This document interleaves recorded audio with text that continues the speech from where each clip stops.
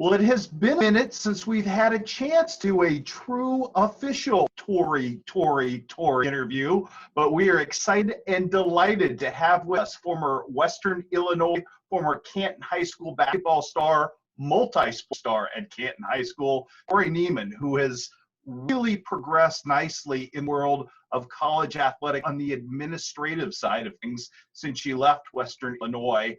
First of all, Tori, you currently hold the position right now as Director of Outreach, Alumni Relations, and Administrations at North Carolina in Chapel Hill. This is your first year. What's that experience been like, and what are your new job duties sort of entail for the folks out there? Yeah, thank you. Well, first, thanks for having me, Mr. Dewar. It means a lot to be asked to do this, so I really appreciate it. It's always fun to connect with you and to not see you on a sideline for once, to be able to just talk, so it's great. My job, it's a mouthful of a title. Every day, I don't really know what I do. I feel like I'm putting out fires, finding new things to do, but it's been a blast. I'm just specifically with the women's basketball team, so being back with the team has been a lot of fun. My previous 4 years at Western and Clemson University, I was with the entire athletic department. So getting to be on the bench again, working with 15 phenomenal women student athletes, working with an excellent staff, has just been fun. And, the Jordan gear swag hasn't been too bad either, being with the program. But really, I'm kind of in charge of all things external. So no X's and O's, basketball type of duties, but all things like fundraising for our discretionary cash account for the program, all alumni relations, anything that they may need, connecting, getting back with the program, utilizing them in ways with our current players.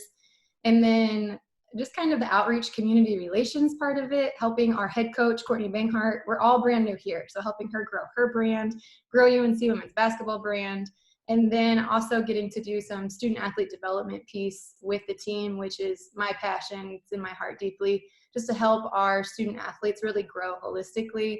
That's things like personal development, leadership development, career, making sure they have a plan when they leave UNC after their 4 or 5 years.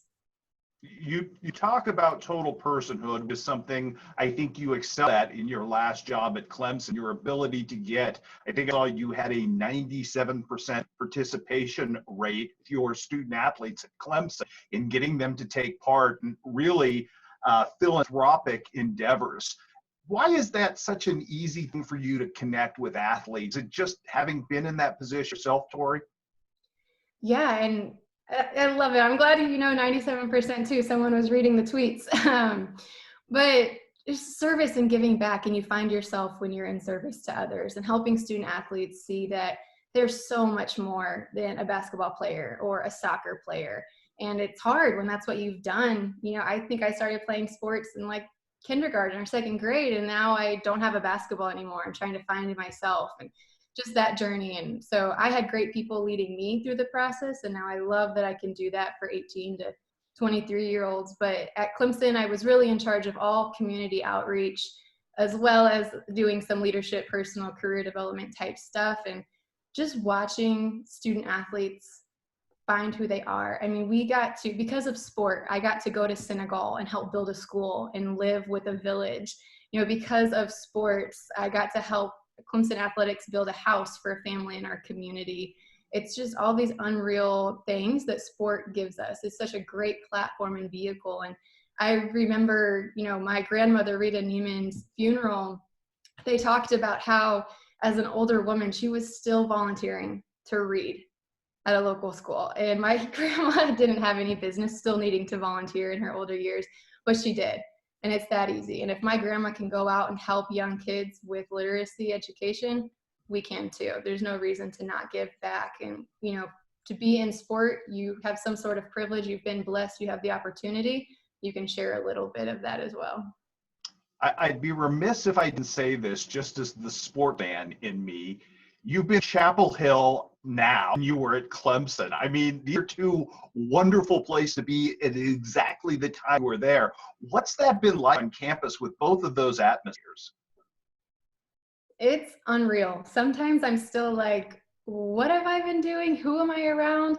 To be at Clemson, and I, to be honest, didn't seek out these schools. I didn't have dreams of working at UNC or Clemson or even a Power 5. I'm just someone that's always worked hard, tried to do my best in everything, and then see where it takes me. And I've been so fortunate to have wonderful mentors that help me get to these places. And, you know, at Clemson, Dabo Sweeney, I got to witness a national championship and just watch those young men that work so hard every day. It paid off.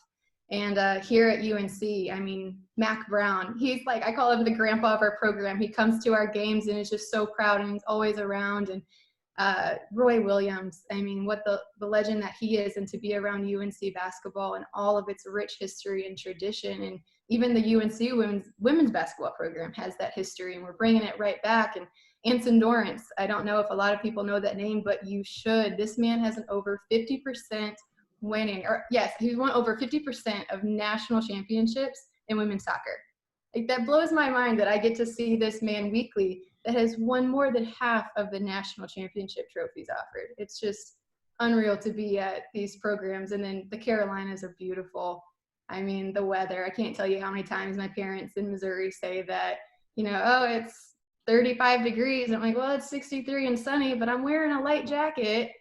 I just love it down here.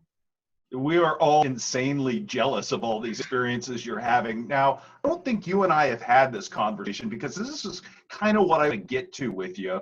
I know you were transitioning when we got to Western Illinois into this field, but it started for you kind of as a grassroots, almost on your own thing, and it's developed and fleshed out into the career. Kind of when did you know this was your path, Tori?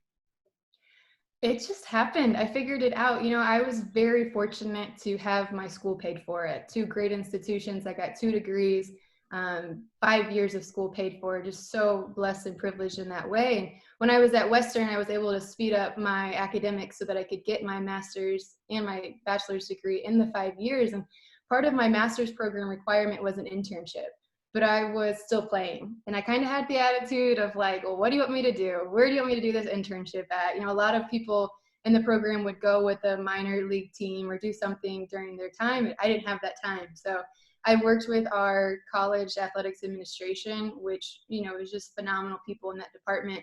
And they allowed me to intern with compliance and intern with academics and intern with marketing and corporate sponsorship. So I really was able to just try so many different areas, and fell in love with the academic and student athlete development piece. And for me in high school growing up, I never knew that this world existed. I didn't know there was jobs in athletics that weren't coaching. It's just not something that's really talked about. But then being a student athlete, especially at the Division I level, and being able to see all the different people that made our show run, I learned a lot more. And then interning, you learn all the things that go on behind the scenes, and those administrators do not get enough credit. So it was really fun for me to get to learn in that environment. And at Western, all hands on deck. I got just such a great experience, and then was so lucky that they hired me. After my 3 years of being at Western, they hired me. I got to do academics for football and about 5 or so other sports, as well as that student athlete development piece that we keep referencing, and just got to learn so much. And working with football, I was the only female in that office. And I tell people a lot of times, you know, head coach Charlie Fisher, he was at one end of the table, I was at the other end of the table, and just how much trust and support he gave me at 24, 25 years old. I can never thank him enough for believing in me and giving me that confidence that kind of helped me know, hey, I can do this at the next higher level of a Power 5 like at Clemson. I find that really interesting, because I think motivation, knowing you for as many years as I have, has ever been an issue for you. But how is it that you found your voice? Because obviously, I think you know this, college age is a tough age, and yet you've done such a wonderful job finding ways to motivate, both in the classroom and obviously, as we touched on, away from the classroom, young men and women to kind of find their path. That has to be enormously satisfying for you, just sort of as a, you know, as a life goal. It just happened. You know, I think that willingness to give back, because I grew up in such a great family, a great community, just surrounded by so many good people on the court, off the court, in every sport. I mean, I hope we can talk more about my parents, not just this question, because they're phenomenal people, my heroes. But I just want to give back. And I know the path that I took in college it was a journey, and I just learned so much that there's so many things. I wish I would have known that when I was a freshman. I wish I would have known that when I was a senior. So now I can do that and just meet our student athletes where they are and just have conversations with them and ask how it's going. And for me, not having to be a coach of a sport, I don't care if you're an All-American or if you're playing 1 minute a game. It doesn't matter to me. I care about who you are as a person. And when people know you care, it changes a lot of things when you can provide opportunity for them. And that's all I'm here to do, is just use sport as an opportunity to provide opportunities to student athletes that might think, all I am is a basketball player. I don't have time for an internship. I don't have time to study. Well, here I am to remind you, you do. How can I help you prepare for your future? I think there's such a wonderfully strident group of young women like yourself who are starting to make their way in administration in this sort of career field that has been dominated by men for maybe too long. From a standpoint of seeing that progress, that has to make you innately proud, not just of yourself, kind of the way the game is changing at the NCAA level. Oh yeah, absolutely. It's been amazing. And I'm only in my 5th year of working professionally. So I believe it when a lot of our female administrators tell me about what it was like back in the day. You still see it. It still is a men's club, and it is what it is. But there's organizations like Women Leaders in College Sports. I'm a product of that organization. I'm here because of the mentors and the leadership of that organization, the programming that they do, just to prepare you at every single level of where you are. It's a network. To work in athletics, you've really got to know somebody, but you have to be able to tell somebody what you want to do. And that's what I tell people too. To connect and network, people have to know where you want to be, what you want to do, or they're never going to know that you exist. And so just finding those mentors, I've been so lucky to have phenomenal male and female mentors, but really those female mentors tell you how to use your voice and just help you find it. And it's not always easy. And I'm definitely not perfect at always finding my voice and using it in spaces, but I'm learning, and I'm grateful that I'm in spaces to learn in. You've done, I mean, obviously, women's college basketball is closest to your heart, and I'd be remiss if I didn't point out your little brother is making his way in coaching at Columbia College. Tyler, who was a standout athlete in his own right in Canton, to see him kind of start finding his niche in this world, and I know you got close. What does that mean to you? I'm so proud of Tyler, and it has been so fun to really, literally grow up with him, but in this athletics world, we're growing up together. And, especially working in women's basketball, we connect so much on work-related things and also just life-related things. And I FaceTimed him like 30 minutes ago. We were just talking about different things, and we brainstorm, and we're able to use each other's strengths to help each other out. And it's just so cool. I think we're a pretty sport and athletic family.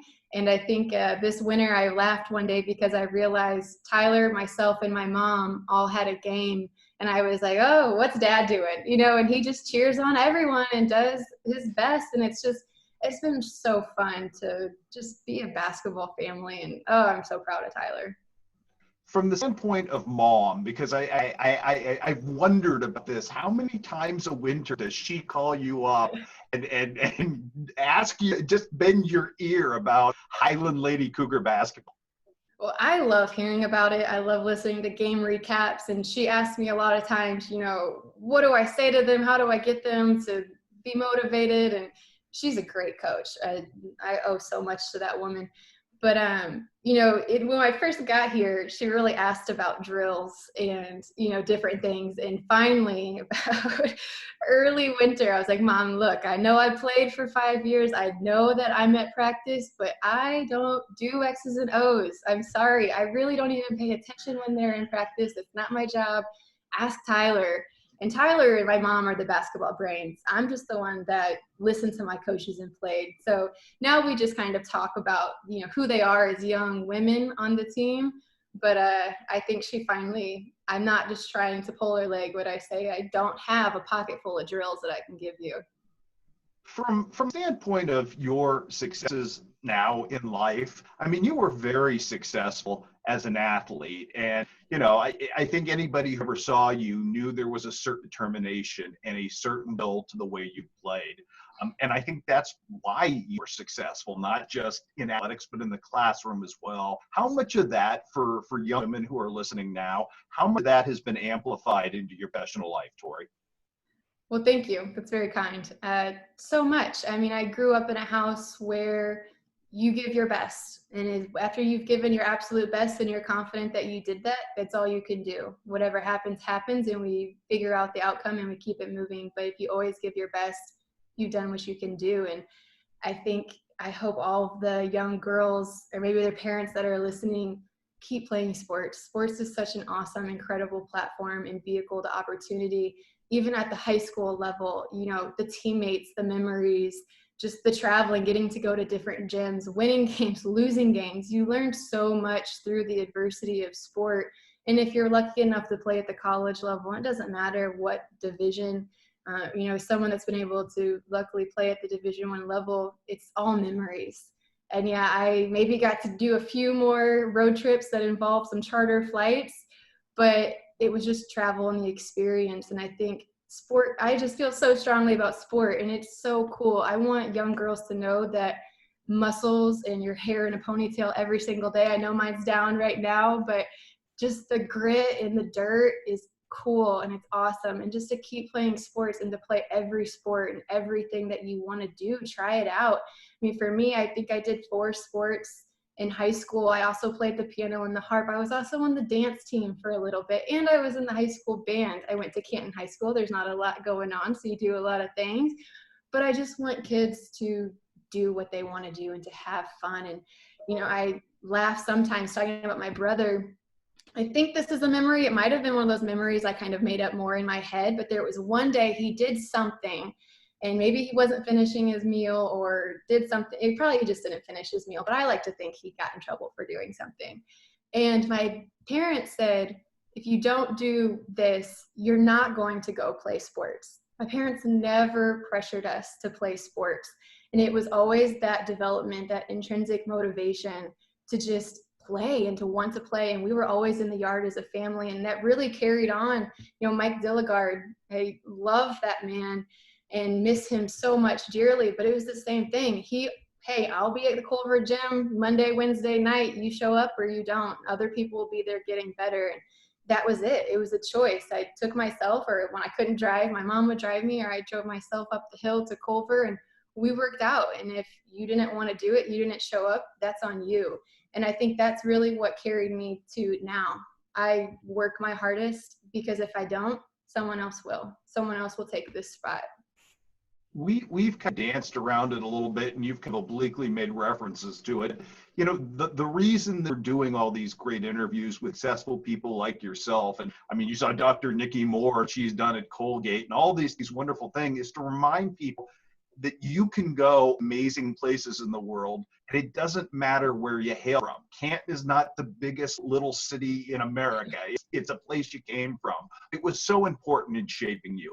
And Tori, how much do you value those experiences, being in a community where you know everybody, when you get to a much bigger level? Because I think in some ways that really did drive where you are today. Absolutely. And I mean, Nikki Weber-Moore has also been a phenomenal woman in my life. We've connected through Women Leaders in College Sports, and we talk all the time about our roots, Northeast Missouri, and how she was at UNC when I was at Clemson. And we kind of laughed that 2 small town girls made it to the ACC. Who would have thought? And it's not like we saw that. I couldn't tell you who worked here, if anyone from Northeast Missouri in a small town, but I love my community, and I love that people have known me since preschool, and they're still in the church pews and at ball games, and it's fun. There was one time I went back to watch a game, and I realized I was sitting in the bleachers with my kindergarten, my 1st grade, my 3rd grade, my 6th grade teacher. It was just really cool, and I think I seek out that same community here. Clemson, it was a smaller community. I love that. I'm not a city person. The triangle area up here of Chapel Hill, Raleigh, Durham is a little bit bigger, but I think it's those relationships I have in Canton is what I seek out here now. And I see the value of somebody knowing truly who you are, and they care about your family. I always want to ask, how's your family doing? Because people ask me that when I'm back home.